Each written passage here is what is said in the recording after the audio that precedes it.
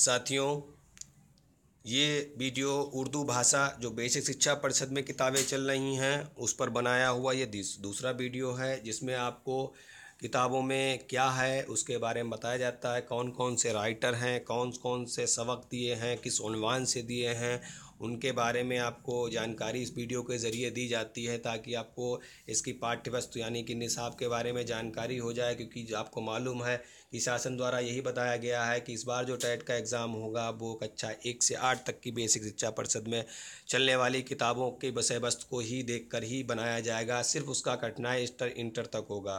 तो इसका सिलेबस आप लोगों को मालूम है, उसमें इतनी डिटेल नहीं है। तो मुझे लगा कि एक नया वीडियो किताबों पे बनाया जाए, क्योंकि बहुत ही कम साथियों के पास बेसिक शिक्षा परिषद की किताबें उपलब्ध हैं।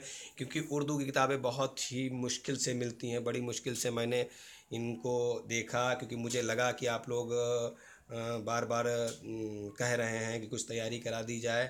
बाकी तो ग्रामर की पूरी तैयारी करा दी गई है, बस यही लिटरेचर के वीडियो अपलोड हैं। आप ये मत देखिएगा कि टीईटी उन पर लिखा नहीं लिखा है। मेरे पूरे चैनल को आप अच्छी तरीके से देख लीजिएगा। जितने वीडियो हैं सब आपके लिटरेचर में काम देंगे। सिर्फ जो यूपी टेट सी टेट पे मैंने जो बनाए हैं वो कवायद के हैं, वो तो आपके लिए हैं। बाकी लिटरेचर के लिए आपको इधर उधर देखने की ज़रूरत नहीं है।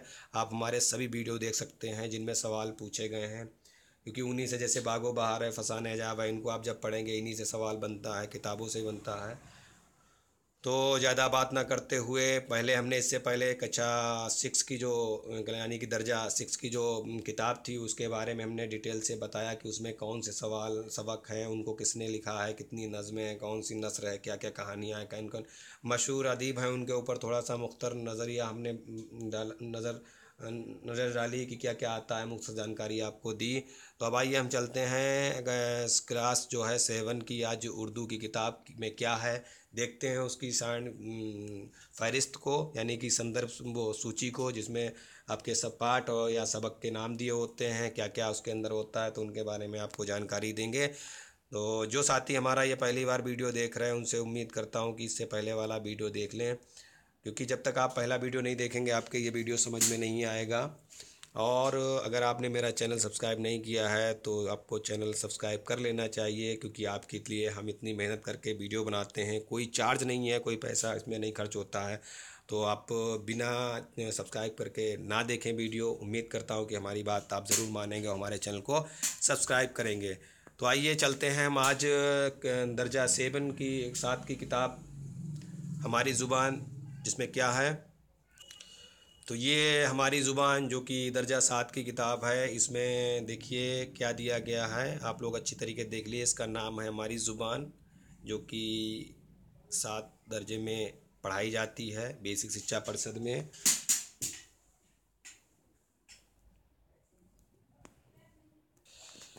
तो इसमें देखते हैं क्या है फ़हरिस्त में। ये है आपके सामने फ़हरिस्त। देखिए इसमें सबसे पहला जो नंबर शुमार यानी कि सबक नंबर दिया, उसका नात सबक का यानी इसबाक माने पाठ होता है। और आगे देखिए उनके राइटर यानी कि मुसन्निफ़, अदीब या शायर के नाम दिए गए हैं, और बाकी किस पेज पर है उनके बारे में बताया गया है। तो देखिए ये है हुब्बे वतन, पहली नज़्म है हुब्बे वतन। तो ये ख्वाजा अल्ताफ़ हुसैन हाली की है। उसमें आप देखेंगे कि क्या बताया गया है।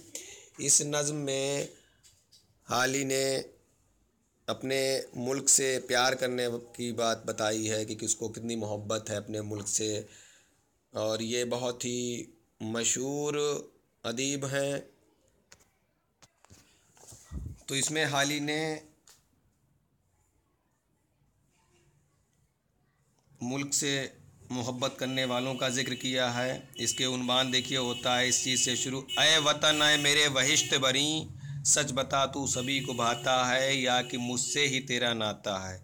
मैं ही करता हूँ तुझ पे जानिसार, या कि दुनिया है तेरी आशिको ज़ार। तो इस इशार से आपकी इस नज़्म की शुरुआत होती है। उसके बाद देखिए क़िस्सा हातिम ताई, बहुत ही इम्पॉर्टेंट, बहुत ही अच्छा, और इसके मुसन्निफ़ का बहुत हैं, क्योंकि वो फोर्ट विलियम कॉलेज के तर्जुमा निगार में उनका अहम मुकाम है, जिनका नाम मीर अमन है, जो इन्होंने बागो बहार जो कि 1802 में किताब लिखी, बहुत ही इनकी मशहूर दास्तान है। तो ये किताब जो है वो हातिम ताई किस्सा ये मीर अमन का है। ये जॉन गिलक्राइस्ट के कहने पर वहाँ पर गए थे, उन्होंने कई किताबों का तर्जुमा किया। तो आप लोगों ने देखा होगा, हातिम ताई का किस्सा सुना होगा। तो उसकी ईमानदारी, नेक दिली की बात को इस पे बयान किया गया है।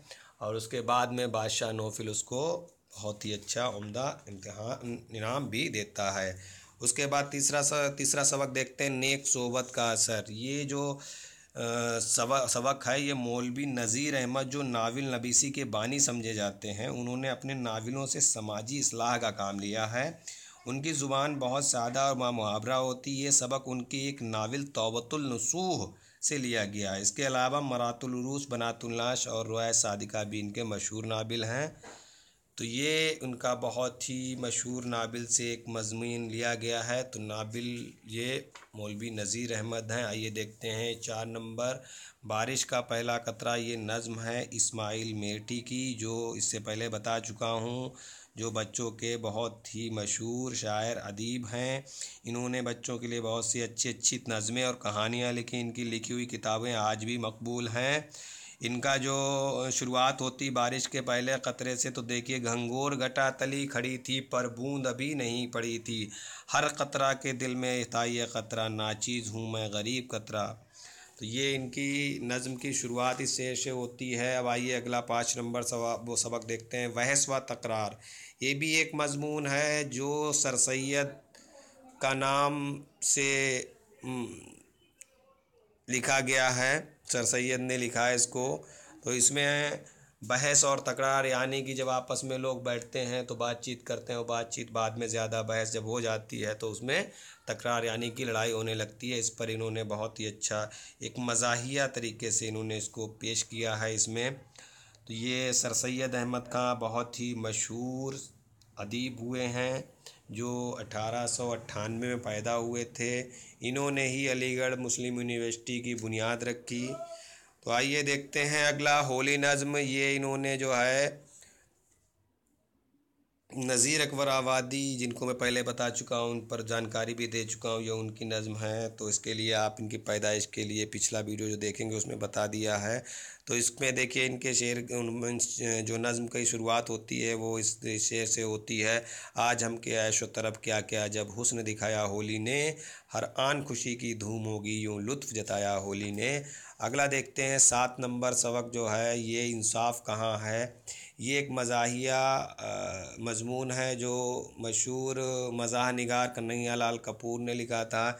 इनकी जितनी भी तहरीरी हैं वो मज़ाहिया अंदाज़ में बयान की गई हैं। इनके कई मशहूर मज़ामीन हैं। उन मज़ामीनों में से इंसाफ एक मज़मून है, जिसको इन्होंने यहाँ पर कहा है कि अगर आप इंसाफ को आवाज़ दो, इंसाफ कहाँ है। तो इसमें न्याय के ऊपर बात की गई है पूरे इसमें मज़मून में।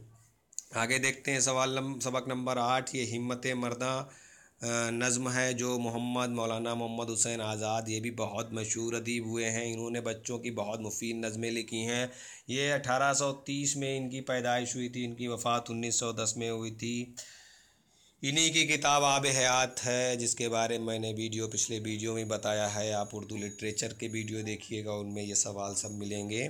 तो इनका जो उन्वान है वो है, सामने खिला हुआ मैदान चले चलो, बाग़े मुराद है समर अफ़शां चले चलो। तो आज हम जो वीडियो बना रहे हैं वो आपको सिर्फ़ ये बताने के लिए बना रहे हैं कि जो उर्दू की किताबें हैं उनके अंदर क्या है, उनकी विषय वस्तु क्या है, निसाब क्या है, आखिर उस पर इंटर तक जो कठिनाई स्तर से सवाल बनेंगे वो कैसे आएंगे। तो इसके लिए मैंने आपके सामने ये वीडियो बनाया है। उम्मीद करता हूँ कि ये वीडियो आपको अच्छा लगेगा। तो आइए देखते हैं 9 नंबर सबक, 3 सवाल। ये तर्जुमा है जो कि टॉल्स्टॉय ने किया था। इसमें एक बड़े दौलतमंद घराने के पैदा हुए थे। उसमें ऐश इज़्ज़त की ज़िंदगी छोड़कर गरीब आदमियों के साथ ज़िंदगी बसर की और नावलों का नज़रिए ख्यालात बदल रखे। तो ये इनका जो नावल थे टॉल्स्टॉय, उनके बारे में ज़िक्र किया गया है। तो इसमें बादशाह और एक कहानी दी है। जिसमें सवाल के ऊपर ज़िक्र होता है, तो उसके लिए वो इधर उधर बादशाह घूमता है और उसको जो है वो एक बूढ़े माली के पास सवाल के जवाब मिल जाते हैं। तो इसमें 3 सवाल होते हैं जिनका जवाब कोई नहीं दे पाता है सल्तनत में, एक बूढ़ा माली दे देता है, वो उसके ज़रिए देता है। जैसे जब वो काम करते हैं तो उनको उसके जवाब मिलते जाते हैं। तो इस तरीके से ये कहानी है। आइए देखते हैं 10 नंबर सबक। ये हिंद के बच्चे हैं।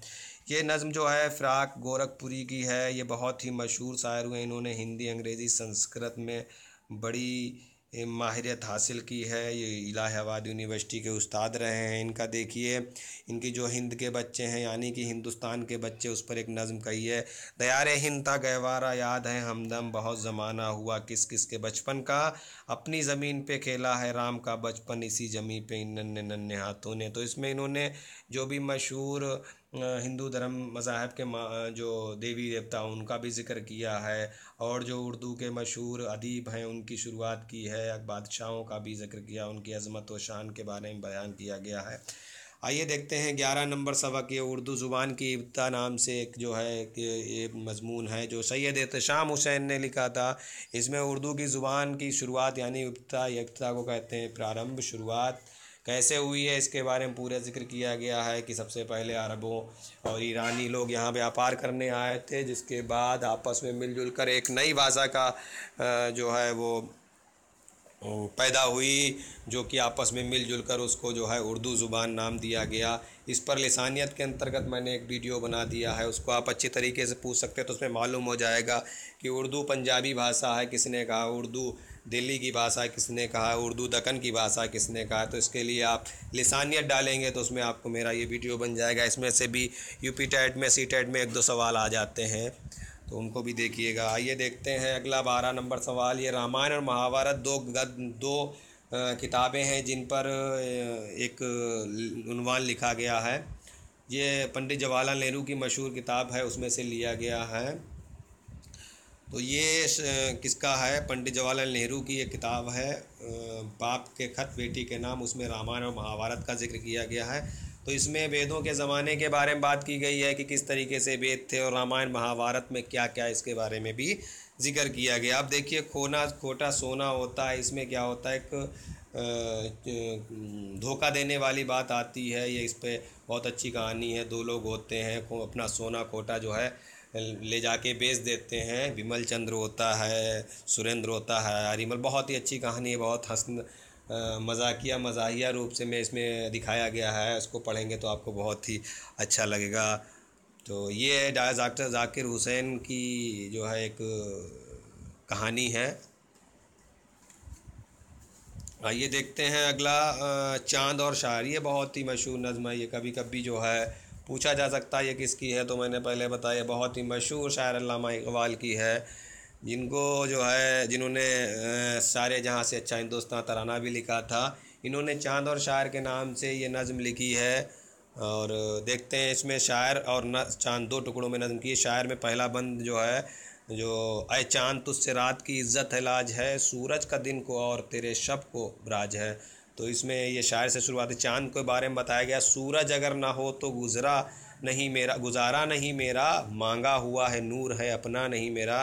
मतलब चांद कहता अगर सूरज ना होता तो हमारा गुजारा ही नहीं होता, क्योंकि जो हमारे ऊपर चमक है वो सूरज की दी हुई चमक है। बहुत ही अच्छी इनकी नज़्म है। माज़रत चाहता हूँ। तो आइए अगला देखते हैं। जब मैं तालिबे इल्म था। ये भी बहुत अच्छा मज़मून है। ये गांधी जी के ऊपर लिखी गई आप बीती है, जो तलाश हक़ का एक हिस्सा है।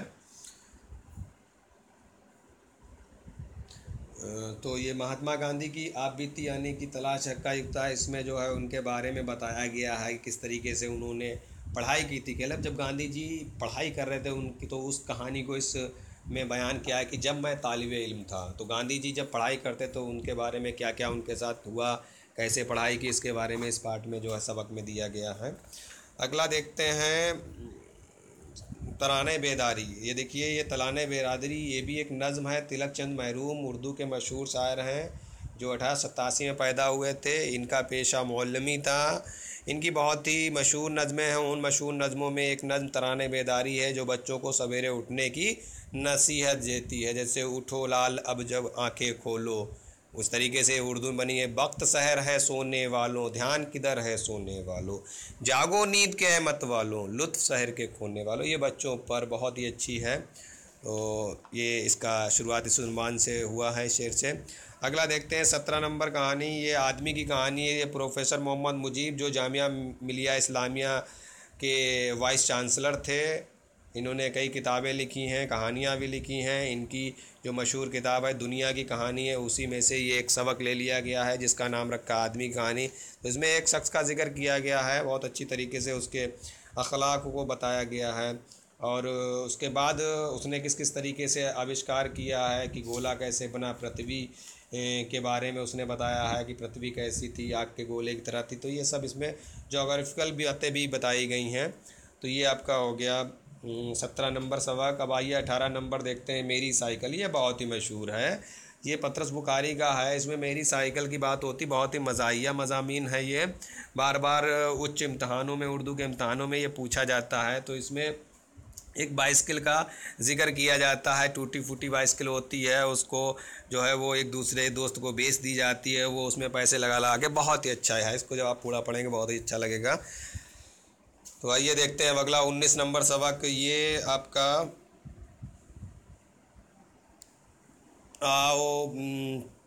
आओ अमवाज बहारा की तरह बल खाएं, कभी कौसर कभी गंगा की तरह लहराएं, मिल के इस तरह मोहब्बत के तराने गाएं, झूम कर मस्जिद व मंदिर भी गले मिल जाएं, आड़ मजहब की न ले कोई कर कोई बेदार बेराद क्या, बंदगी यूं करें हम सबको खुदा याद करे। तो ये देश की जो श्रृंगार है, यानी कि आपसी मेल जोल की बात की गई है।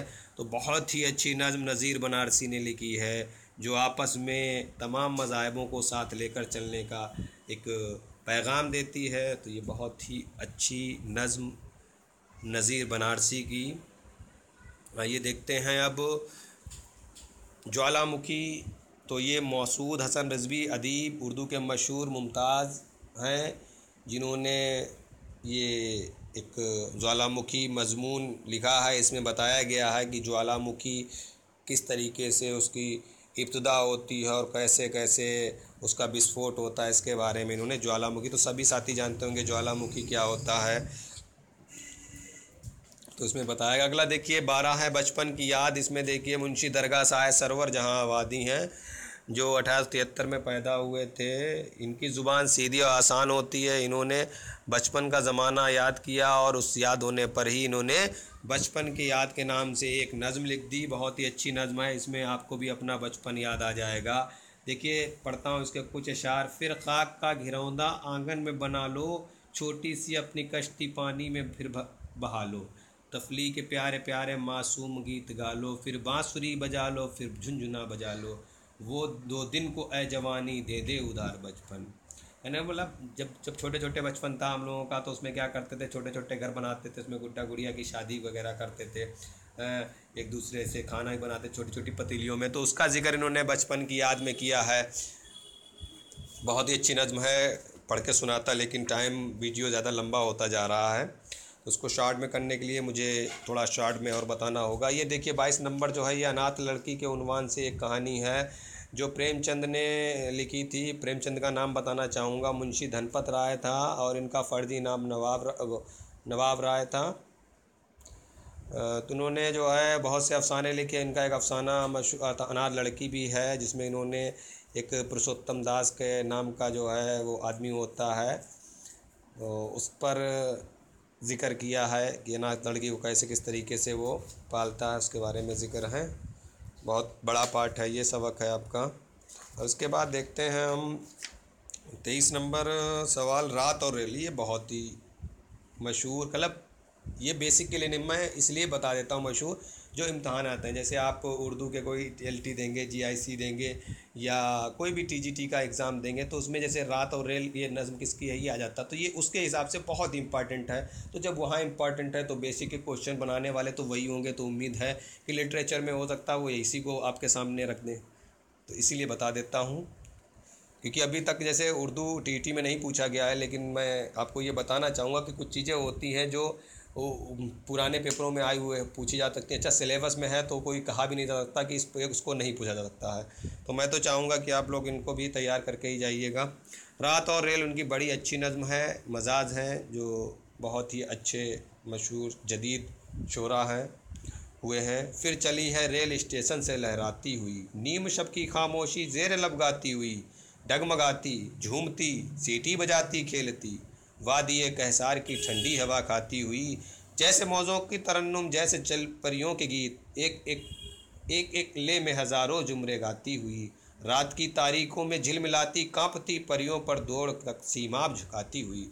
बहुत अच्छी रेल को किस तरीके से गुजरा है इसके बाद में देखेंगे। जब गुफाओं से निकलेगा, जंगल से निकलेगा तो सीटियाँ इतनी प्यारी होती हैं, उसका बड़ा अच्छा इन्होंने नक्शा इसमें रात और रेल के बारे में बयान किया है। आगे देखिए मसनूई चांद यानी कि कृत्रिम चंद्रमा, मानव द्वारा बनाया गया चंद्रमा उपग्रह, जो भी इसको आप नाम दे सकते हैं। ये जो है मोहम्मद इसहाक सिद्दीकी साइंसदां और आम मालूमात के बहुत ही अच्छे काबिल अदीब हुए हैं, इन्होंने इस तरह की किताबें लिखी हैं। तो इन्होंने एक मसनूई चांद यानी कि कृत्रिम चांद उपग्रह पे इन्होंने जो है वो एक कहानी लिखी है जिसके बारे में इन्होंने बताया है।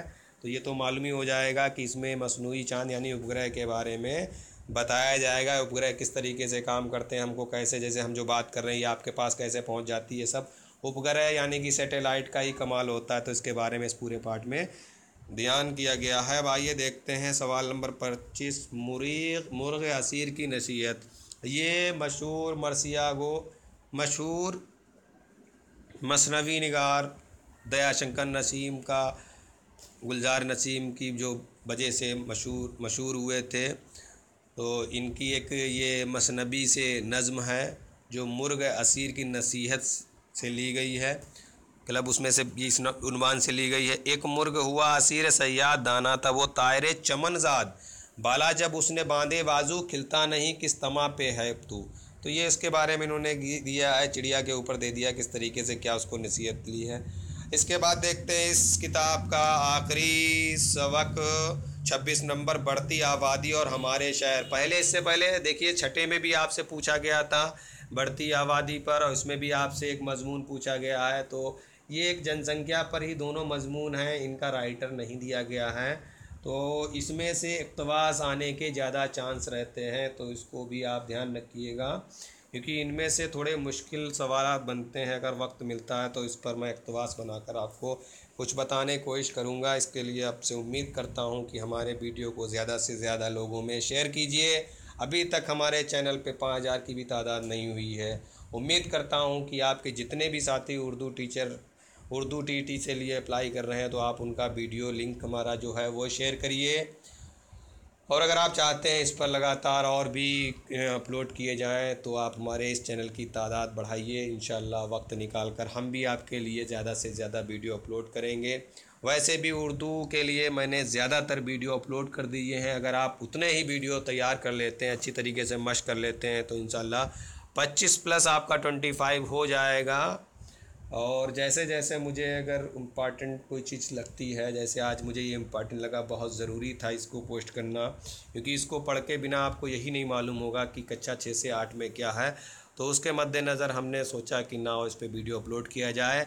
तो आपका एक 6 किताब पर वीडियो अपलोड किया जा चुका है, ये 7 किताब पे वीडियो अपलोड है। इसका नेक्स्ट सेक्शन जो है सेट होगा वो 8वें किताब पर मुश्तमिल होगा। तो अगर आपको अच्छा लगता है तो ज़रूर शेयर करिएगा, लाइक इसकी कम से कम एक दिन में 100 तो पहुंचा ही दीजिएगा। 2 दिन में 100 आप लोग कर रहे हैं और देखते हैं लोग 500 लोग, तो अच्छा नहीं लगता है। या तो मुझ में कमी है या मेरे वीडियो अच्छे नहीं हैं, क्योंकि जब लाइक नहीं मिलता है तो ऐसा लगता है कि मुझ में अभी भी कोई कमी है, तभी फिर थोड़ा देर से वीडियो अपलोड हो पाता है। तो उम्मीद करता हूँ कि आप हमारे इन वीडियो को बहुत ज़्यादा लाइक करेंगे, शेयर करेंगे और हमारे इस चैनल से ज़्यादा साथियों को जोड़ने की कोशिश करेंगे। तो अगला जो 8वें की किताब पर वीडियो बनाएंगे उसको भी आप ज़रूर देखिएगा। उसके बाद इसके हिसाब से अपनी तैयारी भी अन्य किताबों से करते रहिएगा जिससे आप कर रहे हैं। अल्लाह हाफिज़।